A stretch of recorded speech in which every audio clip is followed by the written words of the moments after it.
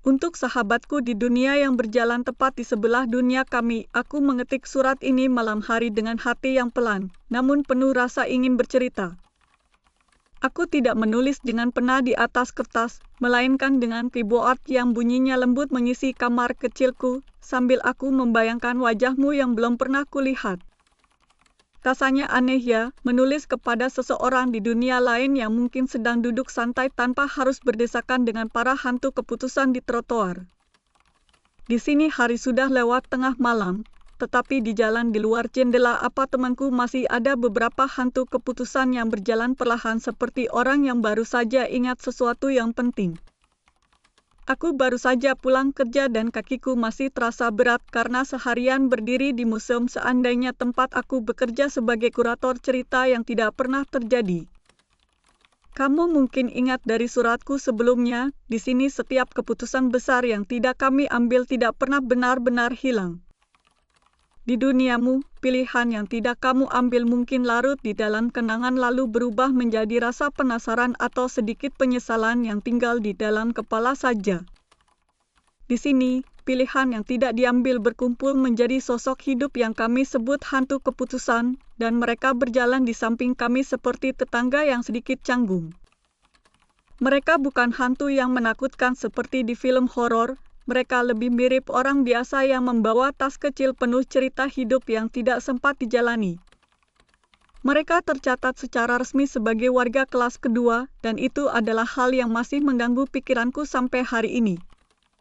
Saat menulis kalimat ini, aku bisa melihat dari jendela ada satu hantu keputusan berdiri di bawah lampu jalan, menatap ke arah lantai apartemenku seperti sedang menimbang apakah ia ingin menyapaku atau tidak.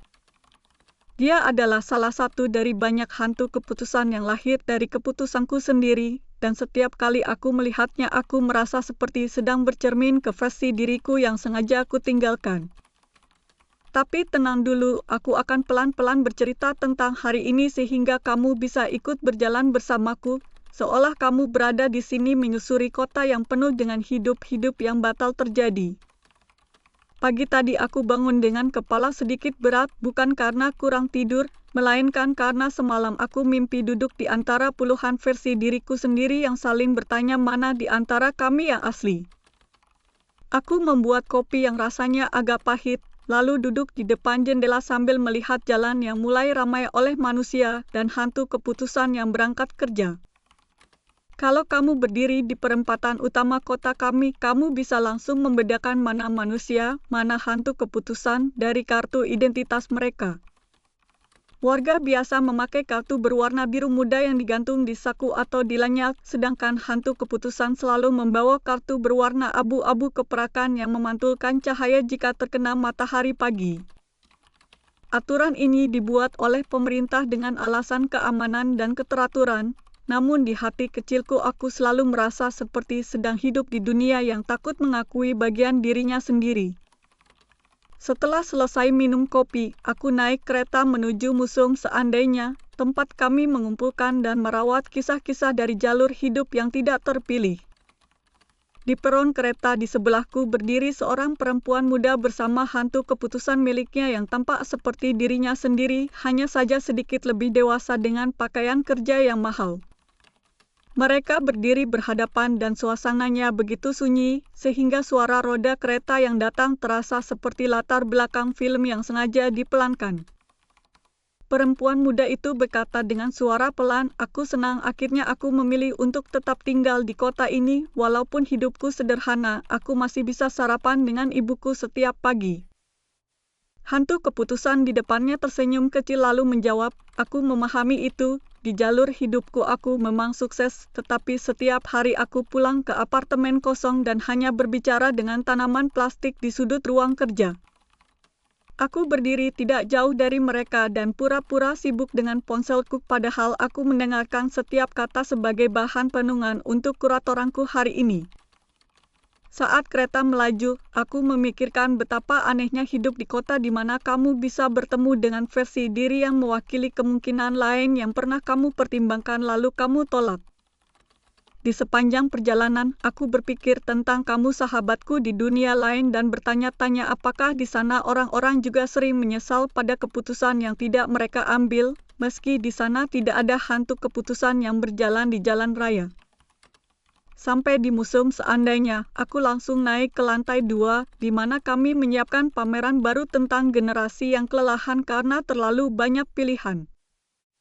Pameran ini kami beri judul hari-hari saat kita takut memilih, karena ternyata ketakutan itu bisa lebih berat daripada konsekuensi dari keputusan itu sendiri. Di salah satu ruangan, kami memasang instalasi berupa ratusan kursi kosong yang melayang sedikit di udara, masing-masing diberi nama keputusan yang pernah ditunda terlalu lama. Di tengah ruangan ada panggung kecil, tempat seorang hantu keputusan bercerita kepada pengunjung tentang jalur hidup yang lahir dari penundaan itu. Hari ini yang bertugas adalah hantu keputusan bernama Saka yang lahir dari keputusan seorang pemuda yang tidak jadi melamar pasangan yang sudah menunggunya selama bertahun-tahun. Saka bercerita dengan suara tenang dan sedikit serak tentang bagaimana hidupnya di jalur yang tidak pernah terjadi itu, penuh dengan jarak yang tidak pernah bisa dijembatani. Dalam jalur hidup yang ia bawa, sang pemuda akhirnya menikah dengan orang lain atas dorongan keluarga, tetapi selalu merasa ada kursi kosong di meja makan mereka. Saka berjalan di antara kursi-kursi melayang sambil mengatakan kepada para pengunjung, beginilah bentuk ketakutan ketika diberi terlalu banyak waktu untuk berpikir tetapi terlalu sedikit keberanian untuk melangkah. Beberapa pengunjung menangis dalam diam, yang lain tersenyum hambar seolah melihat diri mereka sendiri di antara kursi-kursi kosong itu. Sebagai kurator, tugasku adalah mengatur alur cerita sehingga setiap orang yang datang tidak hanya merasa sedih, melainkan pulang dengan pertanyaan baru yang pelan-pelan mengubah cara mereka memandang keputusan. Kadang aku sendiri merasa kelelahan karena seharian menghirup udara yang penuh penyesalan dan andai saja, tetapi anehnya aku juga merasa ini adalah pekerjaan yang sangat jujur. Di duniamu mungkin tidak ada museum seperti ini, tetapi aku yakin ada momen kecil ketika kamu duduk sendirian menatap langit dan bertanya pada diri sendiri bagaimana hidupmu jika dulu kamu memilih jalur yang lain. Bedanya adalah di sini pertanyaan itu punya wajah, punya suara, dan punya jadwal kerja harian. Setelah sesi pagi selesai, aku pergi ke kantin museum untuk makan siang, dan di sana aku bertemu dengan sahabatku Lira yang juga seorang kurator, tetapi ia khusus menangani ruang konseling antara manusia dan hantu keputusan. Lira duduk dengan nampan berisi sup hangat dan roti, sementara di sisi lain meja duduk seorang hantu keputusan yang tampak seperti dirinya sendiri dengan gaya rambut sedikit berbeda. Aku sudah sering melihat mereka berdua, tetapi sampai sekarang aku selalu takjub melihat betapa akrabnya mereka bercanda satu sama lain. Hantu itu adalah versi Lira yang dulu menerima tawaran menjadi peneliti di kota yang jauh, sangat jauh, dari orang tuanya dan dari komunitas kecil yang ia cintai. Dalam jalur hidup yang dibawanya, Lira mencapai banyak gelar dan penghargaan akademik, tetapi perlahan kehilangan kemampuan untuk tertawa spontan. Hari ini mereka membahas kasus menarik tentang seorang pengunjung yang ingin mengajukan gugatan hukum agar hantu keputusannya berhenti datang ke rumahnya setiap malam. Pengunjung itu merasa terganggu karena versi hidup yang tidak ia jalani selalu muncul di kursi dekat jendela sambil membaca buku dan tersenyum lebar seolah hidupnya jauh lebih damai. Sambil mengunyah roti, Lira berkata kepadaku, menurutmu siapa yang sebenarnya perlu dinasihati dalam kasus ini, manusia atau hantu keputusannya? Aku tertawa kecil dan menjawab, mungkin keduanya, karena hidup yang dihidupi dan hidup yang dibatalkan sama-sama bisa menjadi keras kepala. Hantu Lira menimpali dengan nada ringan tapi tajam, kalau kamu terlalu sibuk membandingkan, tidak ada yang benar-benar kamu jalani sepenuhnya. Di momen seperti itu, aku merasa kami bertiga duduk di perbatasan tipis antara kenyataan dan kemungkinan, dan garis batas itu bergerak mengikuti percakapan kami. Setelah makan siang, aku kembali ke ruang kerja untuk memeriksa catatan pengunjung hari ini, dan di sana aku menemukan satu komentar yang membuatku mengingatmu. Di buku tamu ada tulisan yang sangat rapi dan jelas yang berbunyi, "Aku datang ke museum ini agar aku bisa berhenti membayangkan hidup lain, tetapi aku pulang dengan satu pertanyaan sederhana, apakah mungkin aku belajar mencintai hidupku yang sekarang tanpa perlu membenci semua kemungkinan lain yang tidak terjadi?" Membaca itu, aku langsung teringat padamu, sahabatku di dunia lain yang mungkin juga punya banyak cabang jalan di dalam pikiranmu, tetapi tidak pernah melihatnya berjalan di sampingmu di jalan raya.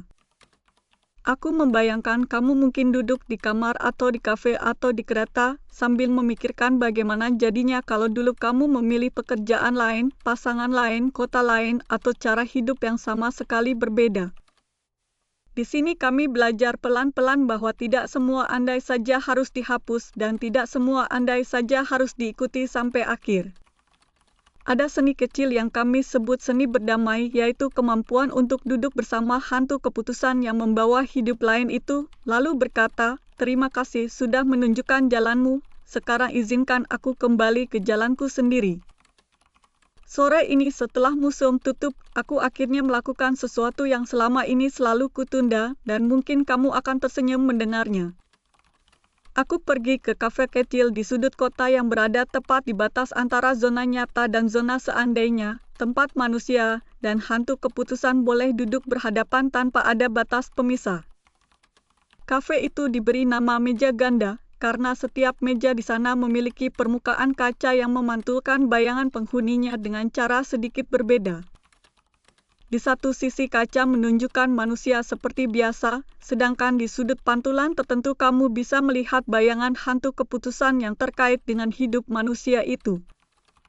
Di kafe itulah aku janjian untuk bertemu dengan hantu keputusanku sendiri yang sudah lama mengirim pesan ingin berbicara denganku secara tenang dan jujur. Dia adalah versi diriku yang dulu menerima tawaran pekerjaan di kota lain yang jauh lebih makmur, lebih modern, dan katanya penuh kesempatan besar untuk karir dan kekayaan. Jika aku dulu memilih pergi, aku akan hidup sebagai spesialis di lembaga penelitian internasional dan mungkin namaku dikenal di banyak jurnal dan konferensi di berbagai semesta. Hari ini ia duduk di hadapanku, memakai kemeja rapi dengan mata yang tajam, tetapi di dalam tatapannya aku melihat lelah yang sulit dijelaskan. Aku memulai percakapan dengan kalimat sederhana yang sudah lama menunggu di ujung lidahku, "Maaf karena aku tidak memilihmu." Dia tersenyum tipis lalu menjawab, "Kalau kamu memilihku, mungkin kamu tidak akan menulis surat ini kepada sahabatmu di dunia lain, dan itu saja sudah cukup membuatku mengerti mengapa aku tinggal menjadi hantu keputusan." Kami berbicara lama tentang hal-hal yang tampak sepele, tetapi sebenarnya adalah tulang punggung kehidupan sehari-hari. Ia bercerita tentang perjalanan kerja yang tidak ada habisnya, tentang rapat-rapat panjang, tentang apartemen luas yang selalu rapi karena hampir tidak pernah disentuh oleh seseorang yang pulang dengan hati penuh kehangatan.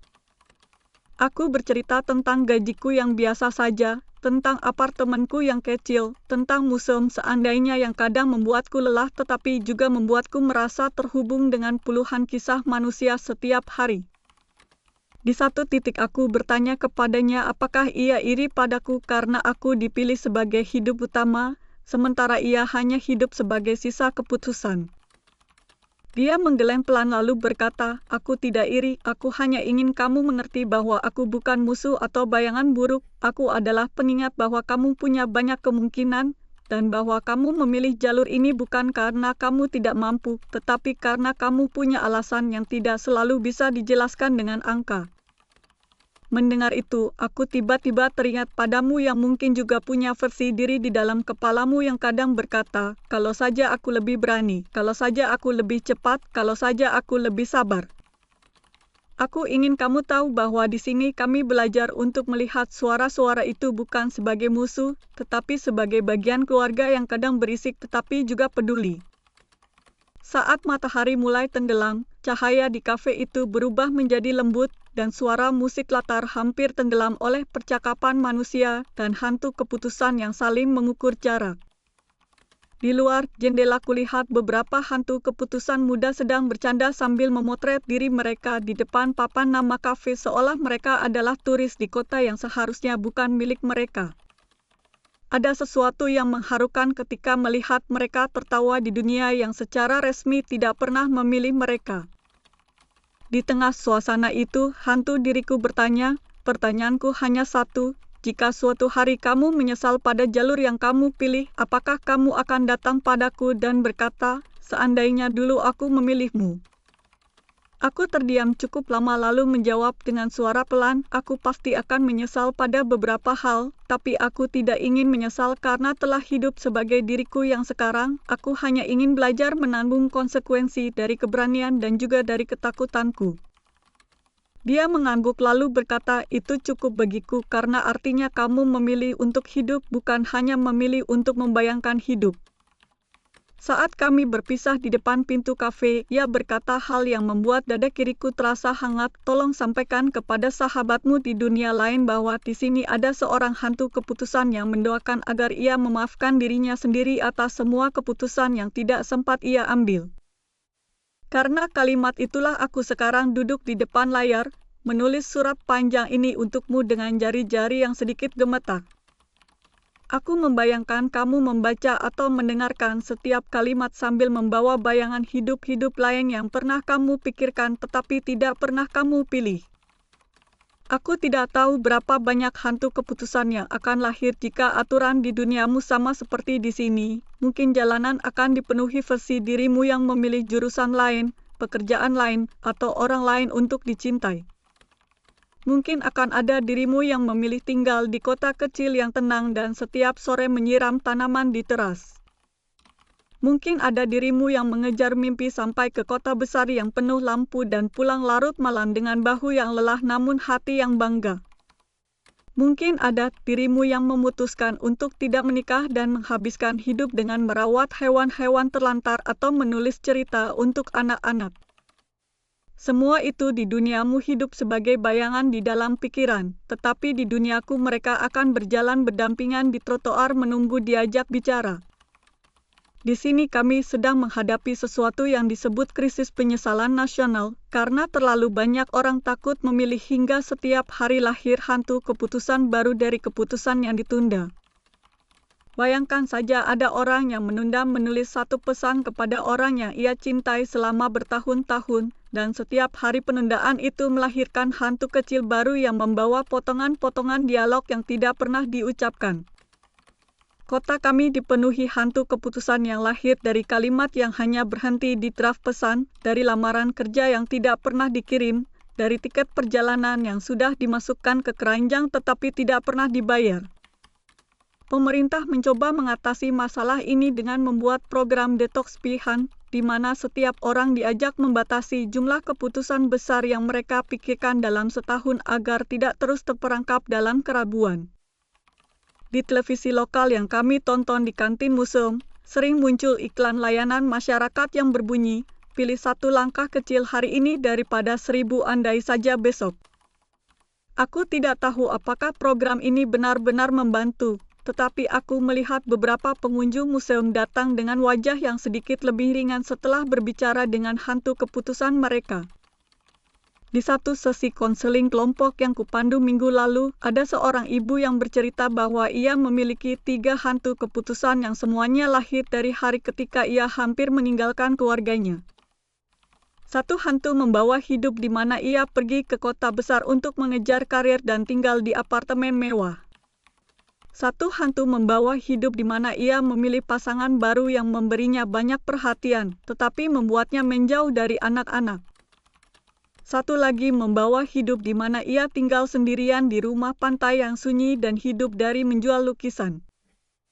Ibu itu duduk di tengah ruangan, sementara ketiga hantu keputusan duduk melingkar di sekelilingnya dengan ekspresi yang berbeda-beda. Ia berkata kepada mereka dengan suara bergetar, "Maaf karena aku tidak memilih salah satu dari kalian, karena aku memilih tetap tinggal di rumah kecil ini bersama keluargaku yang tidak selalu mudah tetapi juga tidak pernah benar-benar meninggalkanku." Salah satu hantu keputusan menatapnya lalu menjawab dengan lembut, "Terima kasih karena setidaknya kamu mengakui bahwa kami mungkin juga bisa menjadi hidup yang baik walau kamu tidak menjalaninya." Hantu lain menambahkan, tapi karena kamu memilih untuk tinggal bersama mereka, artinya kami punya cerita yang bisa dijadikan cermin agar kamu tidak lupa menghargai yang sudah kamu pilih.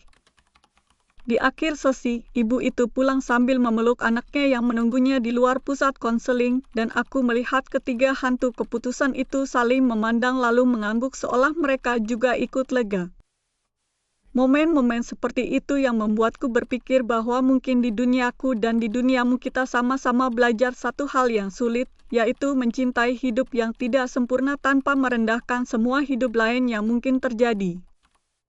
Aku sering bertanya dalam hati apakah kamu sahabatku di dunia sebelah juga pernah merasa bersalah karena memilih sesuatu untuk dirimu sendiri. Mungkin kamu pernah menolak permintaan seseorang karena kamu lelah atau takut atau belum siap, dan sampai sekarang kamu masih membawa sedikit rasa bersalah itu di sudut hati. Jika iya, aku ingin memberitahumu satu hal yang kupelajari dari ratusan pertemuan antara manusia dan hantu keputusan. Hampir tidak pernah ada keputusan yang sepenuhnya bersih dari luka, karena setiap pilihan menyelamatkan satu hal, tetapi pada saat yang sama melepaskan hal lain. Di sini kami belajar bahwa keberanian bukan berarti tidak pernah menyesal, melainkan berani menatap penyesalan itu dan tetap melangkah sambil berkata, aku akan mencoba melakukan yang terbaik dengan apa yang kupunya sekarang. Kadang aku iri pada kamu yang hidup di dunia tanpa hantu keputusan nyata, karena mungkin kamu punya ruang sedikit lebih banyak untuk melupakan. Tapi di saat lain aku juga khawatir apakah di duniamu orang-orang jadi lebih kejam pada diri sendiri, karena tidak punya sosok lain yang bisa mereka salahkan selain bayangan di dalam kepala. Di kotaku, jika seseorang terlalu keras menghukum dirinya sendiri, terkadang kami mengajaknya untuk bertemu dengan hantu keputusan yang lahir dari pilihan pilunya lalu membiarkan mereka berdialog. Di ruang seperti itu sering terdengar kalimat seperti, kamu bukan satu-satunya alasan hidupku berbelok, aku juga membawa takutku, harapanku, dan semua pengaruh sekelilingku. Kalimat-kalimat itu pelan-pelan mengendurkan simpul rasa bersalah dan mengubahnya menjadi pemahaman bahwa hidup selalu bergerak dengan banyak tangan yang tidak terlihat. Aku membayangkan seandainya kamu bisa duduk bersama salah satu versi dirimu yang tidak pernah lahir di duniamu, kira-kira apa yang ingin kamu tanyakan padanya? Mungkin kamu akan bertanya, apakah ia bahagia, apakah ia merasa hidupnya lebih baik, apakah ia menyesal karena tidak menjadi dirimu yang sekarang? Atau mungkin kamu hanya ingin duduk diam dengannya, meminum sesuatu yang hangat dan menyadari bahwa kalian berdua sama-sama lelah, sama-sama ingin diterima apa adanya. Sampai di titik ini, kamu mungkin bertanya-tanya apakah tinggal di antara begitu banyak kemungkinannya hidup tidak membuat kami gila? Jawabannya adalah kami memang sering lelah, tetapi justru karena itu kami belajar membuat beberapa aturan kecil agar tidak tenggelam. Aturan pertamaku sendiri adalah setiap malam sebelum tidur aku menuliskan 3 hal kecil yang kusyukuri dari jalur hidupku hari itu. Kadang itu hanya hal sederhana seperti roti hangat di kantin museum, tawa singkat dengan Lira, atau komentar pengunjung yang menyentuh hati. Aturan kedua adalah aku tidak membandingkan diriku dengan hantu keputusan yang membawa jalur hidup yang jelas sangat berbeda, kecuali jika ada pelajaran praktis yang bisa kupetik. Misalnya hantu keputusan diriku yang bekerja di lembaga penelitian internasional mengajariku pentingnya menjaga kesehatan meski dikejar Deadline, karena ia pernah sakit berat dalam jalur hidupnya. Dari ceritanya, aku belajar minum air lebih banyak dan sesekali beristirahat dari layar meskipun aku tidak hidup di jalur yang sama. Aturan ketiga adalah ketika aku merasa iri, aku mengakuinya dengan jujur di dalam hati tanpa berpura-pura kuat, karena iri juga adalah bentuk pengakuan bahwa kita melihat nilai dalam jalur hidup orang lain. Setelah mengakuinya, aku bertanya, apa yang sebenarnya aku rindukan dari jalur itu? Apakah bentuk pekerjaannya, kebebasannya, pengakuan orang lain, atau sekadar imajinasi bahwa hidup di sana lebih mudah? Pertanyaan-pertanyaan itu membantuku memisahkan mana keinginan asli dan mana rasa takut yang menyamar sebagai ambisi. Sahabatku di dunia sebelah, aku menulis semua ini bukan untuk membuatmu menyesal pada pilihan yang tidak sempat kamu ambil, melainkan agar kamu punya satu teman imajiner dari dunia lain yang mengerti bahwa pilihan selalu punya harga. Ketika kamu merasa hidupmu biasa saja, ingatlah bahwa mungkin di semesta lain ada versi dirimu yang sukses gemilang tetapi kesepian, atau sebaliknya bebas tetapi selalu cemas tentang hari esok. Tidak ada satupun jalur hidup yang benar-benar sempurna, dan hantu keputusan di duniaku adalah bukti berjalan dari kalimat itu.